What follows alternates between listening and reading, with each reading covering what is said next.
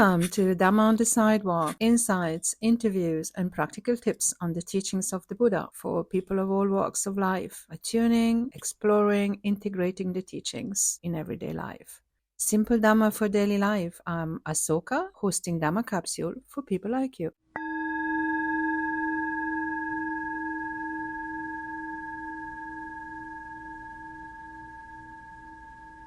Welcome to Dhamma on the Sidewalk. The following conversation brings us to the sidewalks of India, or better, the absence of sidewalks in India.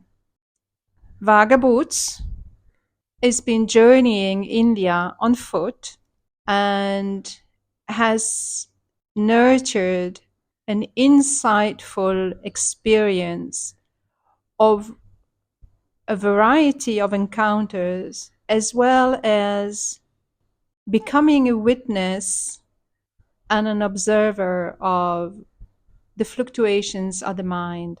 So what was a walk became a meditative experience made of a number of challenges and abundance of generosity, also the power of will and resolve, as well as the famous quote by Joseph Campbell, "Follow your heart."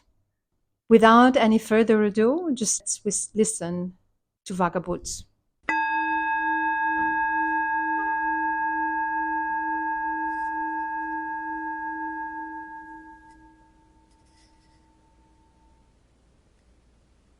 Antonio, good afternoon. Good afternoon, Asoka. How are you? I'm great, thank you. So you just walked across India about 1,811 kilometers on your own. That's right. On your own with a stick. How many pairs of shoes did that involve?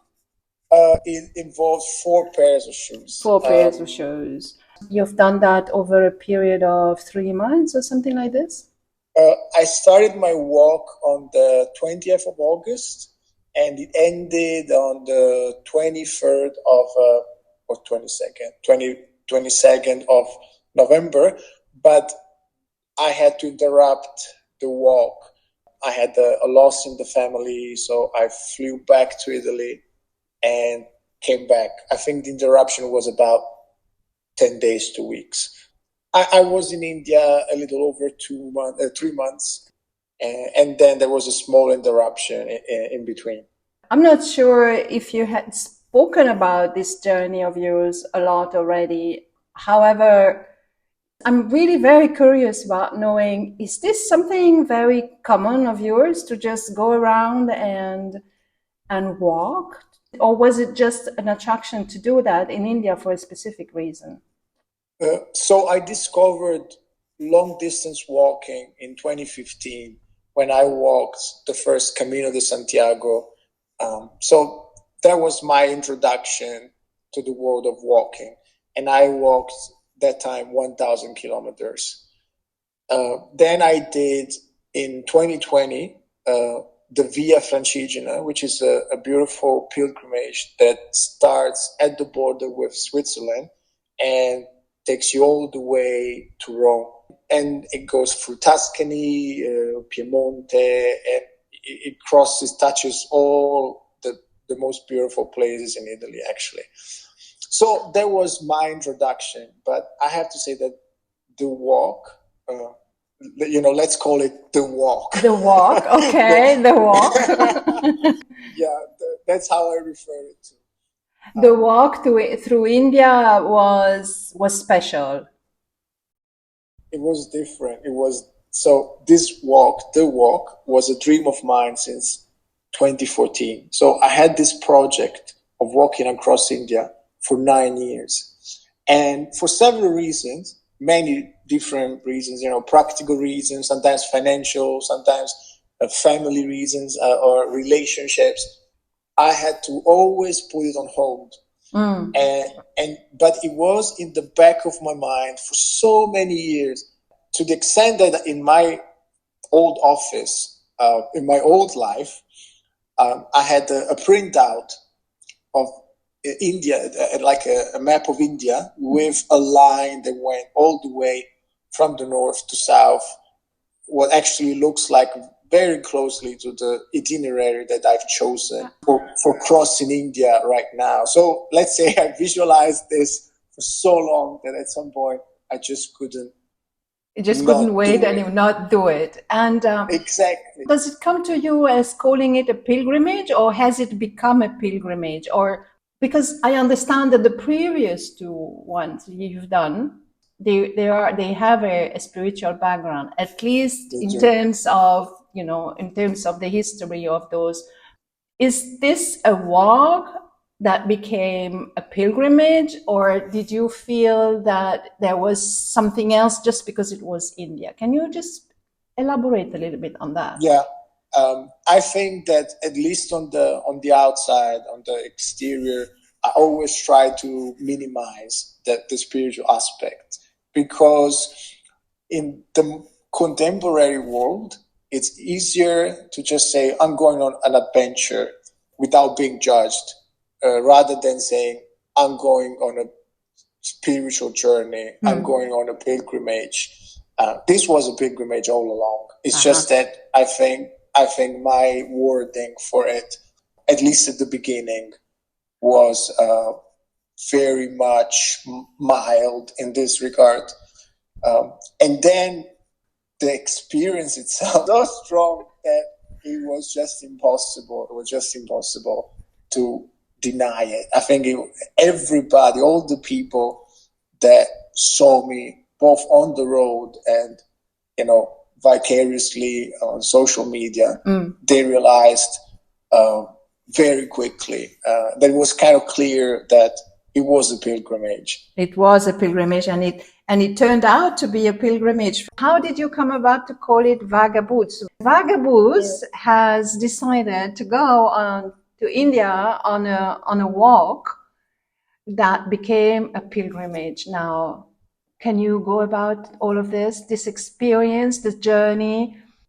I had this dream of walking across India for nearly 10 years. And then at some point, finally, a lot of things aligned in my life in terms of having the right amount of time and the right amount of motivation, not enough responsibilities or commitments at that time. It just felt like, okay, I had this dream for a very long time and now I can do it. Sometimes when you have like a very deep-rooted dream, it's a bit scary, to be honest, because then when you actually have to put it into practice, confronted with how much you want it and with the practicalities of it, to just say, yes, I want to walk 2,000, 4,000 kilometers in India, that's a beautiful thing to say. But then when you actually do it, you realize that, you have all kinds of issues, feet blister. Where do I sleep tonight? Am I safe enough? Am I scared?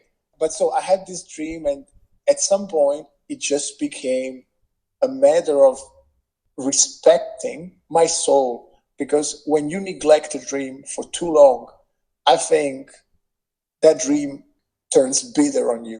And this is what I was starting to feel, that this dream was starting to turn bitter on me.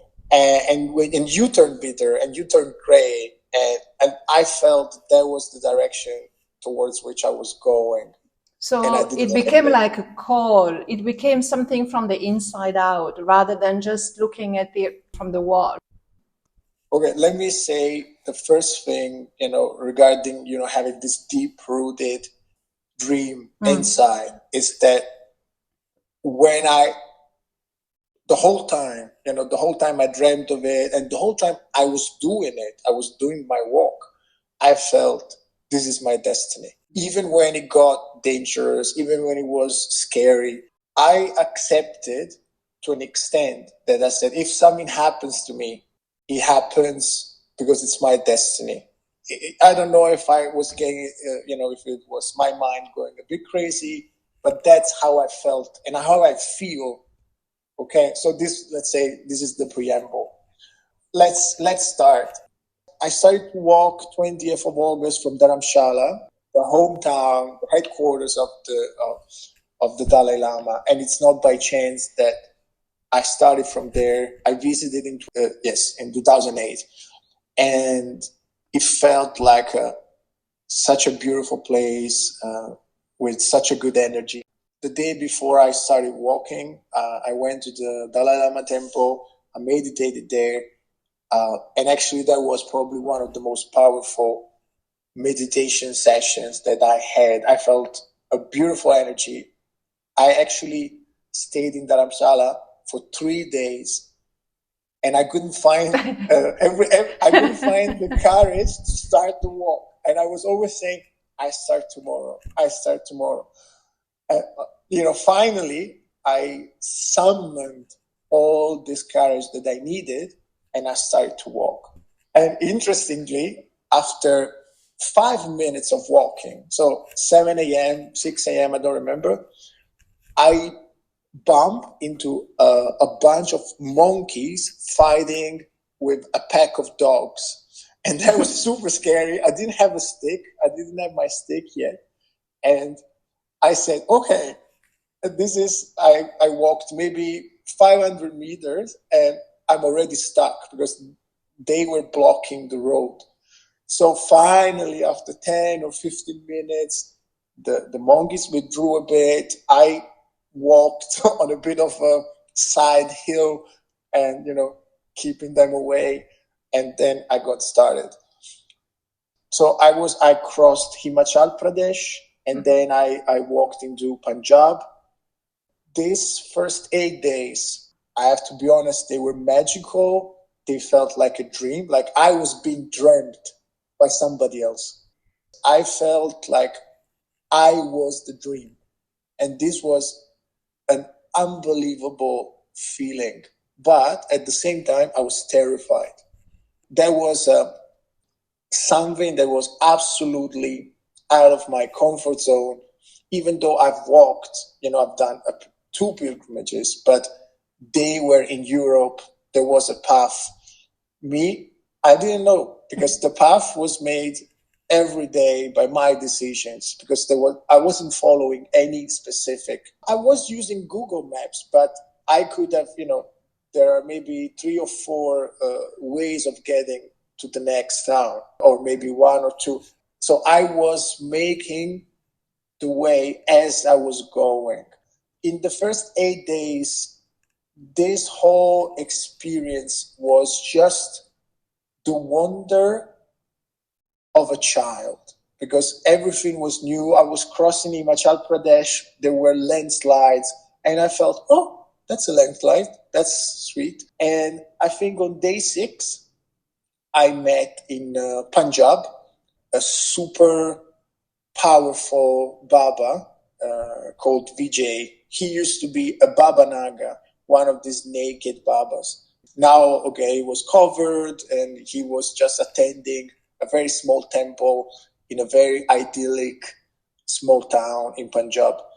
And we ended up talking for 4 hours. In these 4 hours, I felt such a good connection with my dear Babaji. He blessed my journey. We just really connected on many, many, many levels. I'm really in awe at all of that unfolding of your story. All these people whom you've met, and they represent something. They have become something in this journey. Absolutely. My intention, I didn't bring any camping gear because my intention was to sleep in guest houses and hotels. I wasn't really planning on sleeping rough, or I said, okay, maybe at best I get hosted a couple of times.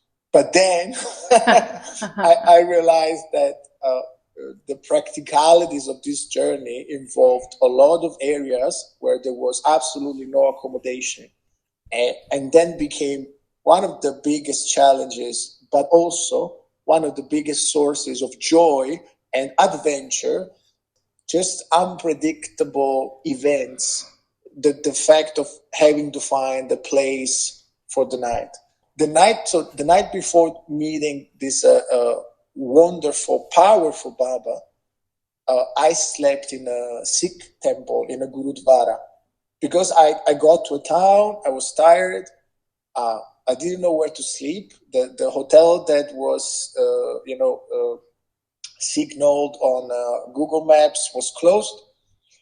Some local people addressed me and they said, you should maybe try the Gurudwara. I sat there for a couple of hours without really knowing what to do because that was new to me. And, I just asked, can I sleep here? I have a very small camping mat, just, to not sleep on hard stone. And the people were absolutely helpful and said, yeah, sure, this is, it's covered, you have a roof. It was semi-outdoor, but at least I had a roof. Oh, that night it rained heavily, but I was absolutely safe and dry. And I still remember the people were bringing me water. They were bringing me packs of chips.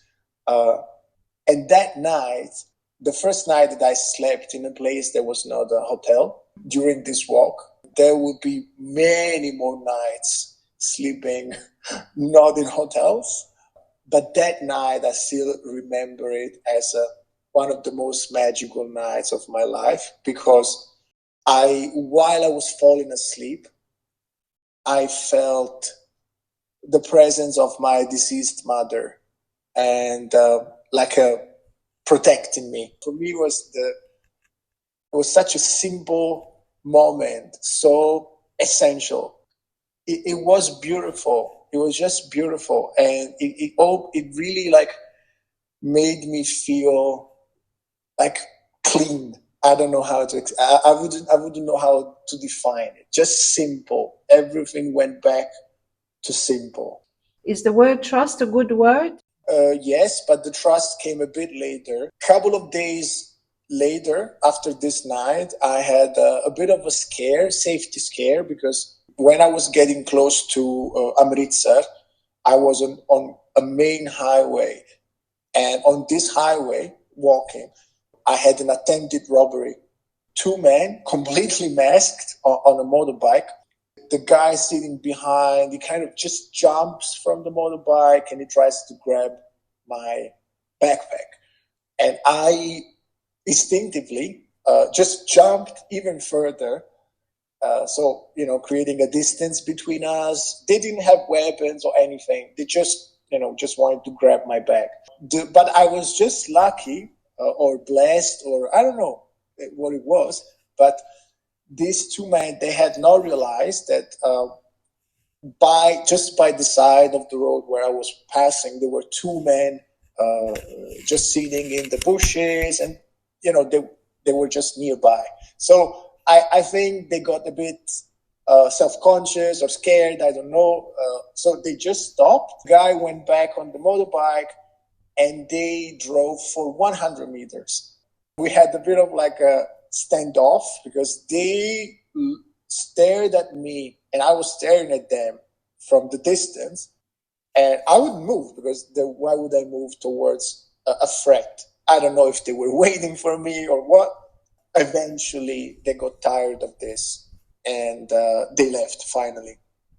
So, there was a reminder that there are threats, there are dangers along this road, okay? Just the next day, I decided, okay, no more highways. I walk through the villages. Walking through the villages, I meet a man. And this is another of the encounters that just shaped my walk. Arjan, a very humble man. You can see on him that is absolutely not wealthy, a very simple man, but I'm still in touch with him as well. I think he kind of saved me because he stops by, he sees me walking, and I could tell that the area, even though it was beautiful, there were rice fields and sugarcane. There were not many people, but there were a lot of men just hanging out and drinking in the morning. So he says, brother, I cannot let you continue on this road. And I was like, who are you? Why are you asking? Why are you telling me this? And he tells me, because this road is too dangerous. There are bandits. There are people who rob the locals. And I was carrying, had like expensive equipment. I had a kind of fancy camera. So this man would insist for over an hour in not letting me continue walking. Basically, he said, please, just skip this part. Anyway, other people joined in and they were absolutely on the same page. They said, this is not a safe area. I was very sad and disappointed because I felt like after 8 days, I'm already interrupting the walk and skipping parts. It just didn't feel right. But at the same time, I decided to trust the signs. I trust whatever was brought my way. I said, okay. So I skipped basically all of Punjab, the rest of Punjab, and I rebooted my walk from Dehradun, which is in Uttarakhand, all the way down from Dehradun, Rishikesh, Haridwar, all the way down to Agra. The trust, I think it came when in the parts of my walk where people had absolutely nothing to gain from helping me. There were so many times where there was absolutely zero. Actually, it cost them to help me. They still went out of their way to help me. You experienced a lot. It's very, very rich. And at the same time, what happened in the mind? There's a subtle moment where the path has opened. It's correct to do this, and I'm going deeper and deeper into this adventure. Correct? Yeah. Yeah. Yes. I would say it took me nearly 1,000 kilometers just to get rid of fears, negative feelings, negative thoughts. But this was, from what I was going through before starting to walk. I was carrying, I think, a bit of a heavy burden. Okay, so my backpack was not the only burden that I was carrying. Slowly but surely, I was shedding some of this weight along the way. Uttar Pradesh really tested my patience, but like really, really tested me. And I started to observe my thoughts when I started to do things that I didn't like. When I was in Uttar Pradesh, I was basically constantly touched and stopped, and just people wanted to know what I was doing, and sometimes not even with the right linguistic tools to do so. So I started to become a bit impatient, and I started to become also a bit annoyed by all this constant attention. By getting into this state of mind, I started to also, again, lose patience, and also, sometimes not be the kindest towards the people that I felt they were intruding my space. It's very interesting because a couple of times I literally said, please shut up. It was not my proudest moment. When I started to really observe and not even judge what I was doing, just observe it. Very interestingly, I realized that I was feeling a bit like the main character of this whole thing. It just felt like this is not how it's supposed to be. I'm just one of the particles, of the atoms, of the molecules in this space. It's very interestingly, as soon as I did this switch, everything went quiet around me. It was immediate. Another epiphany that I had while I was walking. It's not that I was a particle, but I was a thread. So while I was walking, I just felt like reality was a fabric of all these billions of threads, short and long, and they were all interwoven all connected. And I realized, okay, whatever I do, whatever I think kind of affects in a minimal way all the rest.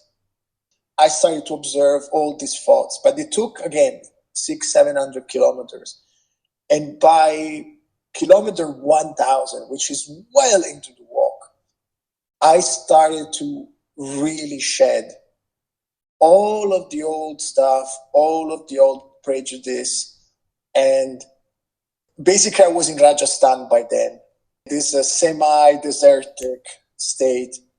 Rajasthan is the state where I have shed so many tears. That was a beautiful time to be there. I celebrated Navratri in a small village called Kalinjar in Rajasthan. I was treated like the guest of honor. I was given all these beautiful orange garlands because I was the only foreigner in this village of maybe 1,000 or 2,000 people. There were dances with the hijras. The age hijra is the name for transgender. They were dancing. There were celebrations. There were prasad. This offer from the temple or from the Brahmins, from the pujari. Every state, the people, even though we tend to think of India as a place where that it's all the same everywhere. It's really not. I've experienced firsthand that each state has a personality and also a temperament. I had been already in Rajasthan and I liked it. This time, Rajasthan just showered me with kindness, but a type of kindness that was just so deep that was not to get anything in return. It was just and there is this mildness of character. There is this openness, even from the women. I am a 42-year-old man. And even the women, younger and older, they were very open towards me. I cannot say the same, for instance, in states like Uttar Pradesh, where I was very much in touch with the male population, but the female population was very distant and a bit diffident. Mm-hmm. So the openness of the character of the Rajasthani people, and maybe also the timeliness. It came at the right time, at the right place. I was in the right stage to accept all this beauty and just simplicity. So then it was a perfect match, and I covered hundreds of kilometers where there was nothing, especially going from Pushkar, which was already almost well into the desert, going south towards Udaipur. I had days where I couldn't even buy a bottle of water because there was nowhere to buy it.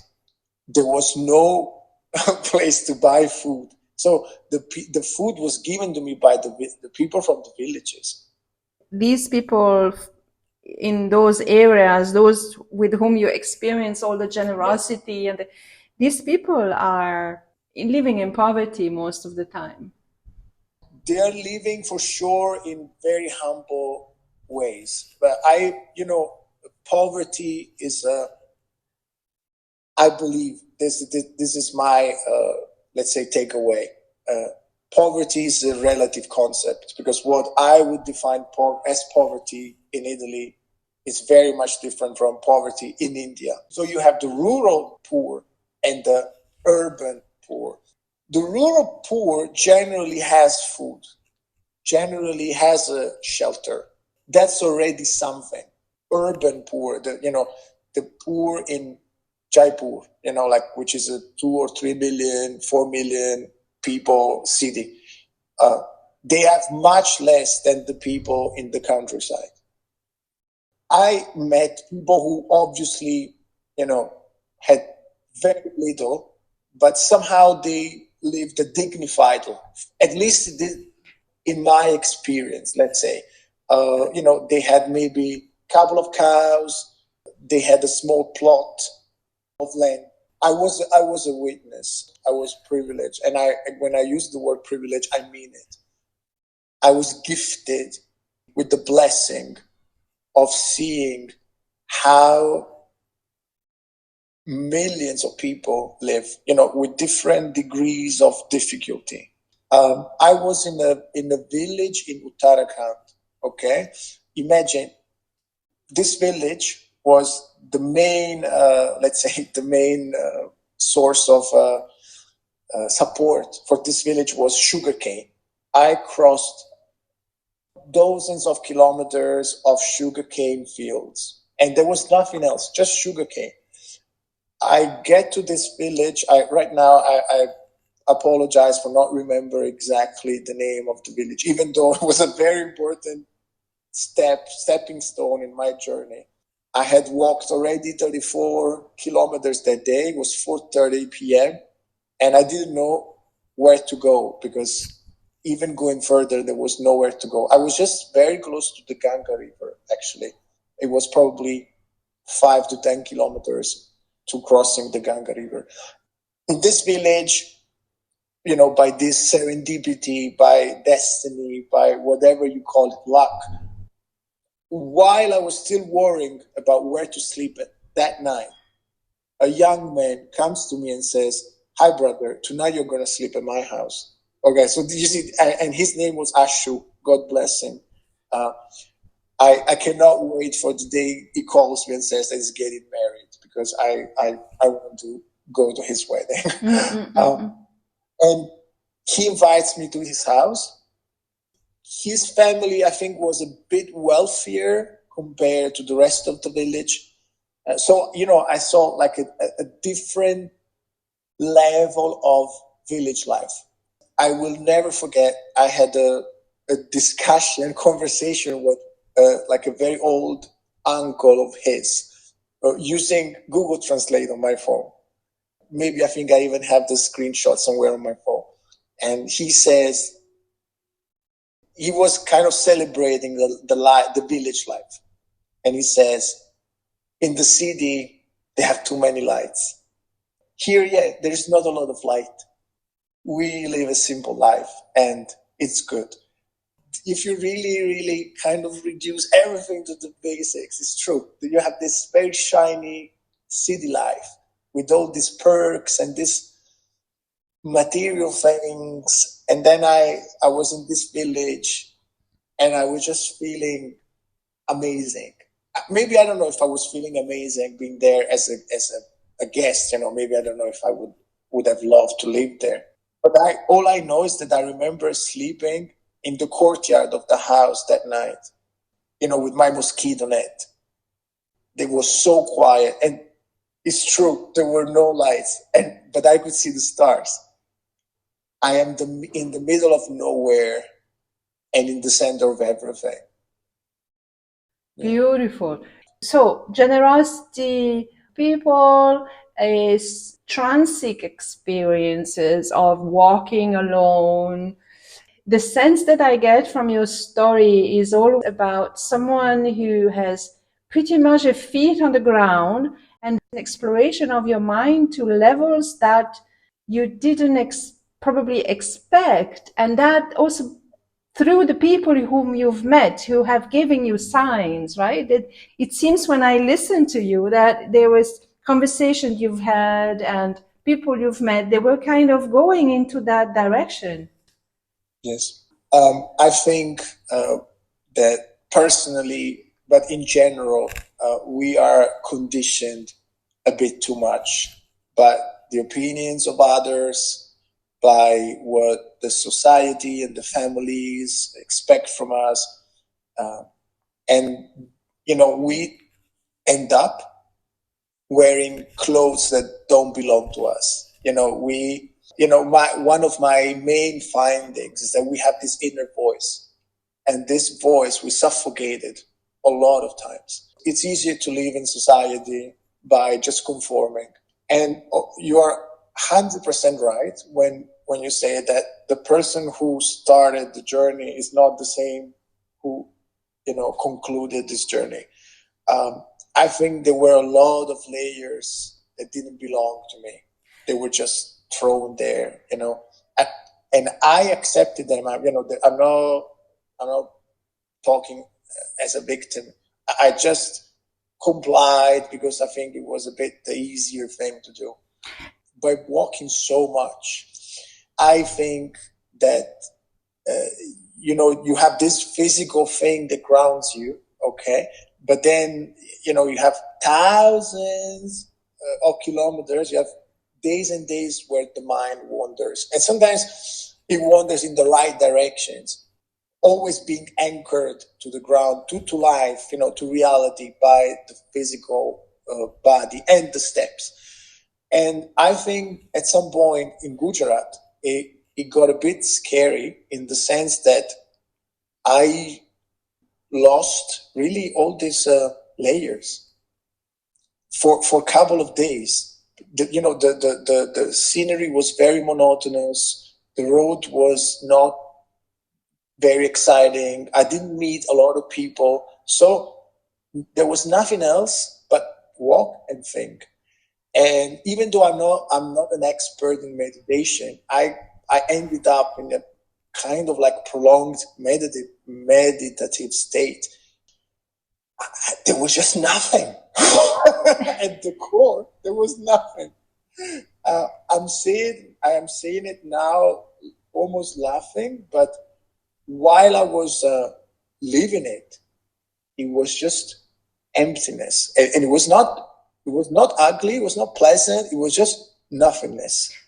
Nothingness that is the whole entirety of everything. You said it earlier, right? I'm in the middle of nowhere, but I am connected to everything. So these two things go together. There is a concept in Buddhism of emptiness as being everything and nothing at the same time. So everything is connected. There also is a concept of non-self, which is like exactly as you describe it, about removing all these conditionings and finding out that actually we are not what we think we are.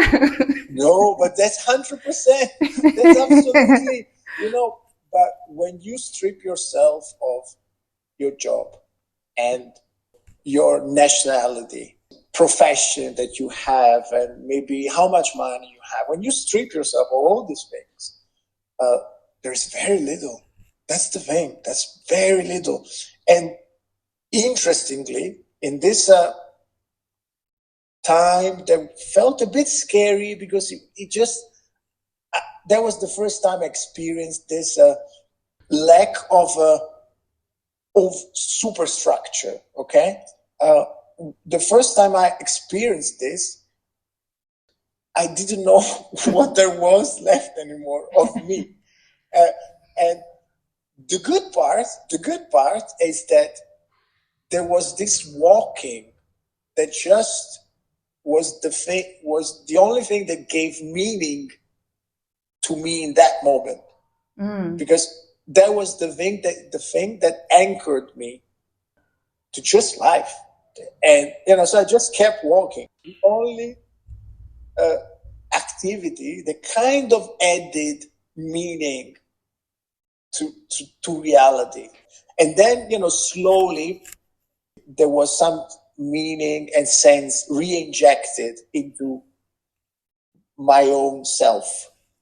But I would say that that was the bottom, but also the peak of the journey. And you found the mind becomes, once you pass the peak, the mind becomes equanimous. It becomes sort of finds its own rhythm and pace that doesn't get disturbed. I haven't asked you, you haven't been walking with earpods, right? You have been... No, I only did maybe for a couple of days when the road was very noisy and very bad. Always like mindfulness, like always being present. Always being present to the road, always being present.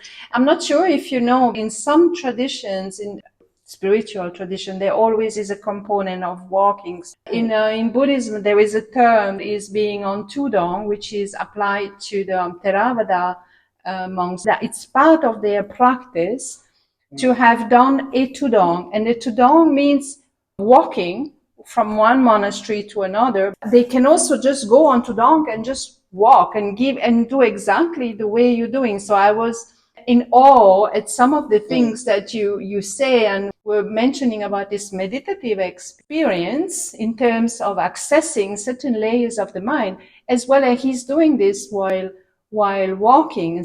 But it seems also that you've never said from the beginning whether there was a destination. You've been on a long process as well. The path, I would say, unfolded itself on its own without even necessarily looking so much at the Google map. So the idea, which I haven't fully abandoned, was to go from north to south, like the southern tip of India. So basically walking all of India. At the moment, I've stopped halfway in Mumbai, but only because it just felt like the closing of a chapter somehow. I don't know. It just felt like a natural stop. I feel that I have lived maybe, 20, 30 lives in 3 months. But this is also, it kind of backfires because towards the end, I felt like I was going a bit in overload, sensory overload, because that India is an attack on all senses, the sense of smell and the hearing and the sight. So I felt like I wasn't fully maybe appreciating all the things that I was living. And this is why, even though my intention is to complete, to walk all of India, I just felt that this was like a natural conclusion of this part of the walk, and to also maybe go back and process it and, reflect on it, and maybe even consolidate a bit what it meant for me. Because right now it's just a magma, it's like a volcano with all this. The road, the itinerary, you're right, it made itself while I was going. I had an idea going north to south. And then, there were detours, and then there were some skipping parts, but they were dictated by contingencies. I skipped part of southern Rajasthan and northern Gujarat because after seeing a hyena in the wild 200 meters from me, it felt like maybe it's not that safe for me to walk in this area. And then there was a fabulous experience one day where you were so accustomed of being on the road, and then you met someone at a chai stall. Go on and tell the story yourself. Yeah. You meet all kinds of people, and honestly, I don't even look at them in terms of rich, poor. I just see people, and if I trust the eyes, if I trust the vibe, I just say, yeah, sure. And this very normal man, super nice, at the chai shop says, would you like to have breakfast with me? I said, sure. I didn't have breakfast at that time. So he drives me for a couple of kilometers, and I end up in a 5-star resort. It was one of the weirdest experiences because I was expecting, first of all, a house, like a family, and then I end up in this 5-star hotel where he was the general manager of this hotel. So everybody revered him and absolutely, saluted him with the utmost respect. And I was just, sweaty and with my 17, 18 kilos, backpack and my stick. And I've offered like one of the most beautiful breakfasts I've ever had from a buffet with all kinds of beautiful foods. I felt this feeling of being a bit of a fraud. All the, let's say, less fortunate people that I shared experiences with. And I also felt like this place, I don't know, it's beautiful, but I don't belong. I don't belong here, because at some point I just ended up feeling like I was a wandering Baba to, this pilgrim who he's fine with everything. Of course, I was fine with that too. It just felt like it was so much more, so much more. And interestingly, what is this also? It's really one of the facets of India. The chai stall by the side of the road is usually a makeshift. Most of the time, it's a makeshift, and then there is this general manager of a 5-star hotel who just shows up in a makeshift tea stall, which is something that this is India. You can, you only know this in India or in maybe some other places in Asia. It's quite rare elsewhere. So it must have been a very nice moment, as well as also the fact of realizing I'm out of place here. What that made me realize is that somehow I don't know if I am or was, a connection between two worlds.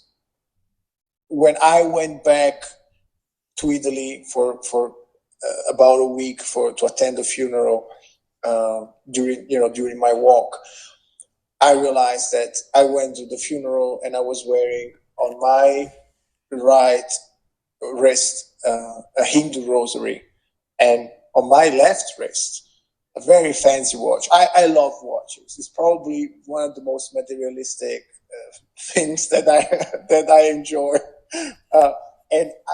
so it just really epitomized this division of the Western world and the Eastern world. This materialism connected to also this very spiritual, essential aspect. And I think somehow I felt at the crossroad, at the intersection of these two worlds. I hope and I believe that being at this intersection will be like a vantage point to be able to help both worlds. To remind the West what we forgot, and then that maybe give to the East some of these comforts and some of these more materialistic things that can help to have a better life. That's all. It seems really like there's a shaping of a new Antonio coming up. And by the time I arrive in Mumbai, did you feel like there was a sort of, so now what happens next? Yes. Not knowing what's happening tomorrow. Shall I stay? Shall I go? Yes. I reach my destination, because I know this sounds really totally not comparable. When you run a marathon, or when you go on or you run, or you decide certain things to go from point A to point B. Once you arrive at point B, that's it, it's finished. But for you, it's been such a rich, highly sensitive experience of discovering yourself, discovering aspect of yourself that you didn't know, and you went to certain depth for that. How did it happen? This slowing down before arriving to Mumbai? No, I don't want to arrive. I want to continue. So the last walking day was 26 kilometers. And I was already in Mumbai, because Mumbai is huge. So the last day of walking was in Mumbai. The first maybe 10, 15 kilometers, I was absolutely ecstatic. I was running. I was going super fast. I was in a rush. Actually, had a couple of tears here and there, because I felt a rush. Maybe 3 or 4 kilometers before I actually reached the gateway of India, my final destination, I started to slow down. I didn't want it to end. It just felt like, now what? And I remember turning the corner, seeing the gateway of India, and I felt absolutely nothing. You walk 1,811 kilometers and you feel nothing. I just sat there. Nobody was waiting for me. My feet were completely messed up, completely destroyed. Then, in those maybe 20 minutes, 30 minutes, I just realized that This was never about, getting somewhere. The journey, the walk itself was, I just was.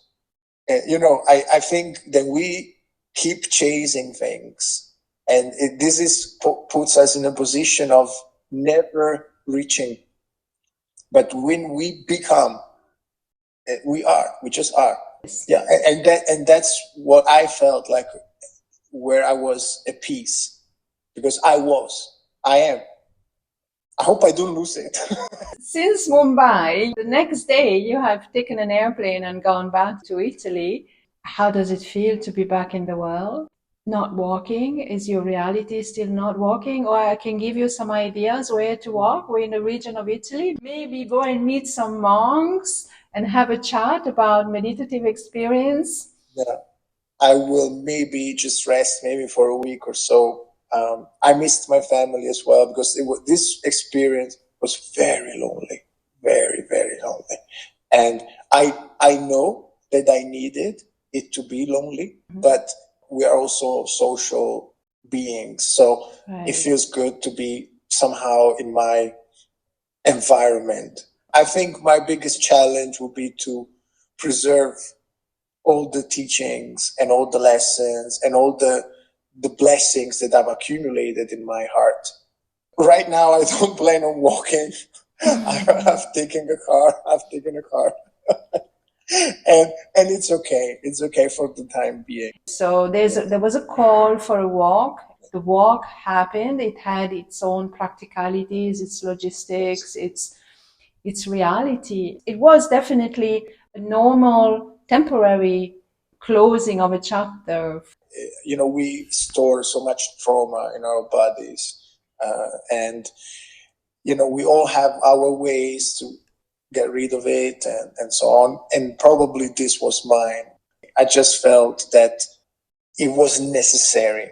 I'm not a very experienced practitioner or a scholar of Buddhism. I was told that there's this concept of vasana, which is some kind of a accumulated, like an echo of old karmas that shapes a bit the direction of where you go in this current life.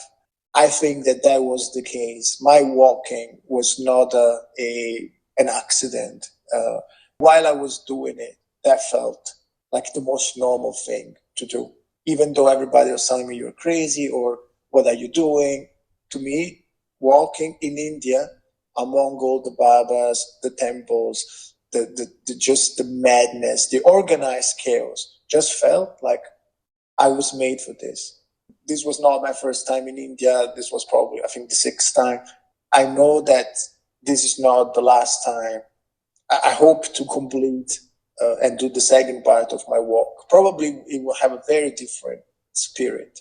And also there is something strong in your experience, and that is that there have been a lot of other forces. There's a lot of support for you online, because you're also a photographer. You're taking beautiful photography, and in that, all the rich colors of India, and you've captured that quite nicely. But you also been quite active. It was probably a way for you to nourish some of your need for contact and for sharing your experience. And then there were lots of peer support for you online, right? I was absolutely surprised, because I really assumed and I thought that nobody would care about this walk. And I mean, a lot of people that I know don't care about it, but a lot of people that I don't know cared a lot about it and actually saw very clearly the value and the meaning of what I've done. Especially on social media, you know how easy it is to get hate and to get misunderstood. Not even one person said something that was like, oh, you are a grown man doing something very stupid or something very silly, or nobody did. And believe me, some nights where I was in my hotel or somewhere where I couldn't maybe shower that night, reading a comment of somebody saying, oh, you are in touch with the soul of the world, that really kind of brought a bit of energy, a bit of fuel, not to the ego, but to the sense of saying, maybe I'm not so wrong. Because, we always have doubts. I did have doubts. You mentioned my pictures. That was actually probably the main pretext, the excuse to do this walk. Oh, I'm going to capture the soul of India in my pictures. More or less around the time where, what we discussed, shedding all these ego layers, I kind of stopped taking photos. So maybe the last 2 weeks of the journey, I barely took any picture because I was just leaving something, the walk. yeah, something else was at play at that moment, and now you can 100%. such a rich journey, which I think none of us, and you in particular, hasn't yet comprehended the worth of it, in the sense. I think I remember telling you, there will be a time, think about let's say, even in just 20 years or in 10 years time, when you will say and speak about this to someone, or you would just think about this experience, and you would just say, I did that. But as you're doing it, at that very moment, the mind comes in and say, yeah, oh my God.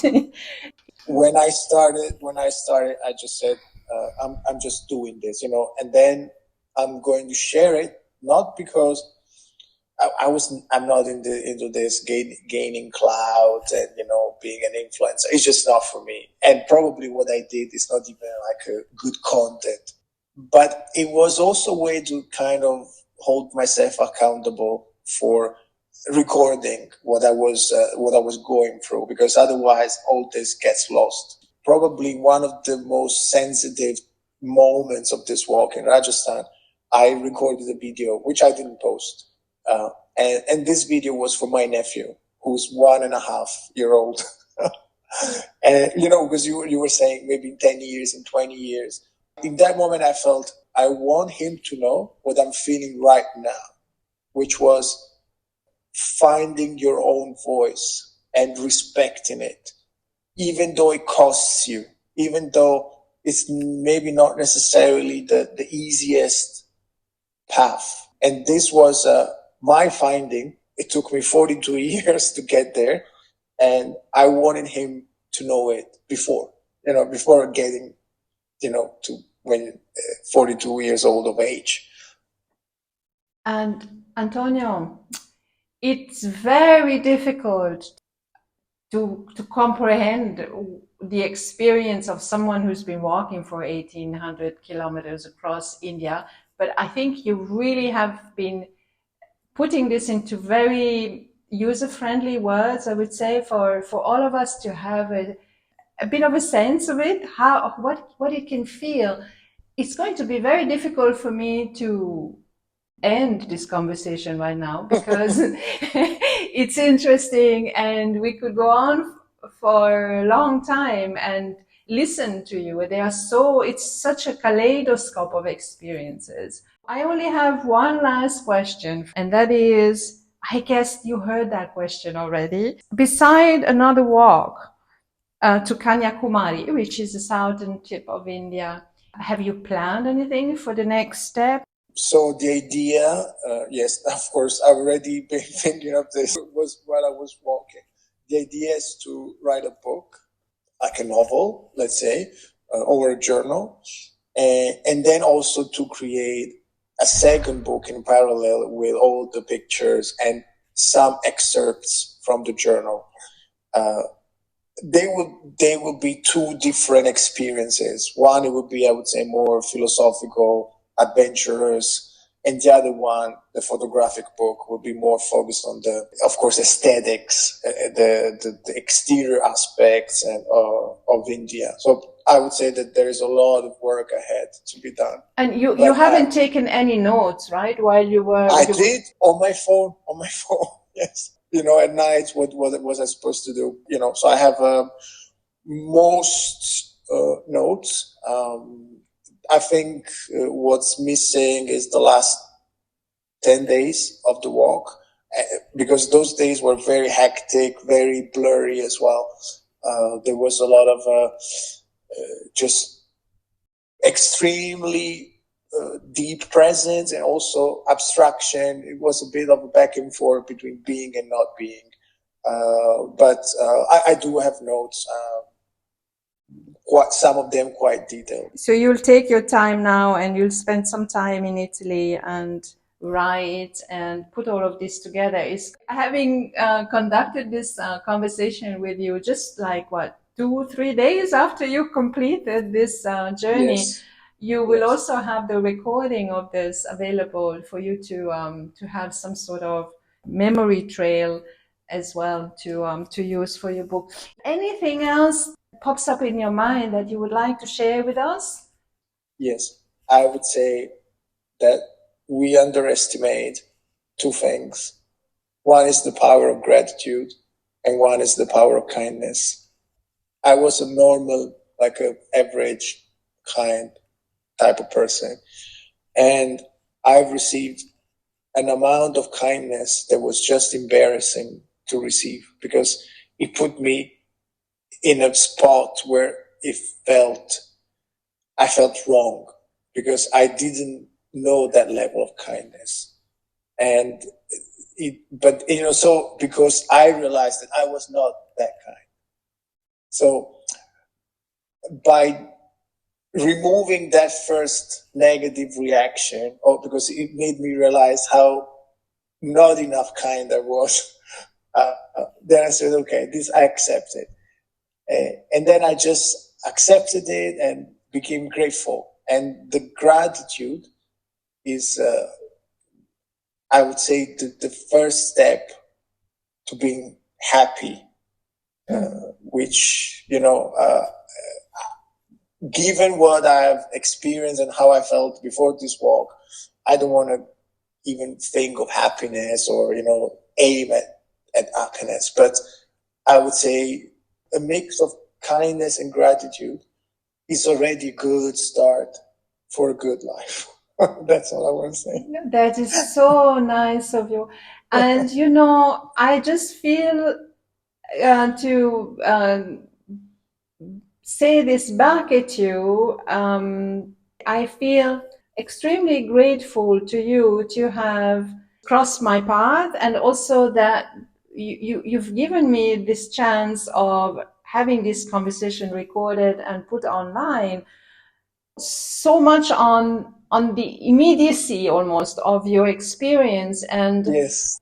I picked up something in our earlier conversation about this Yes. very strong spiritual experience of yours on the sidewalk of India, but also this sense of curiosity and awareness of yourself and how the process of your transformation along these 3 months, as well as being very, very anchored in understanding this. You're not calling yourself a spiritual person, but you are very anchored into reading the signs of the spiritual experience that has occurred to you. What I hear from you is a deep understanding of how the mind works, and you've done that on walking, as well as being anchored. This is happening. Intuition is very, very powerful because it shows us the way that is into our karma. If my intuition telling me you follow your heart, there's always something good coming out of it.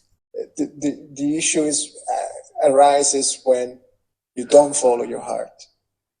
And this is probably, I had some responsibility in postponing this walk that was on my mind for almost 10 years. It's better late than never. Maybe this was the right time. Probably this was the right time. Maybe 10 years ago, I didn't have the maturity and the insight to do it in this way. But, I'm just very grateful that I did it. I feel like I had such powerful allies in this walk, human allies, divine allies. Everything conspired for me to be safe and to experience the beauty of just existence. We are wishing you a good rest and also Let us know when things start to move for the book, for another walk, or for whatever, how you're doing. And we're always there for you. Thank you so much. I really appreciate the opportunity to share this little personal experience, which maybe doesn't resonate with everybody, but it just felt good and right to share it. So thank you so much. May you be and continue to be healthy and happy, and may the journey that you lead be peaceful and safe. Thank you.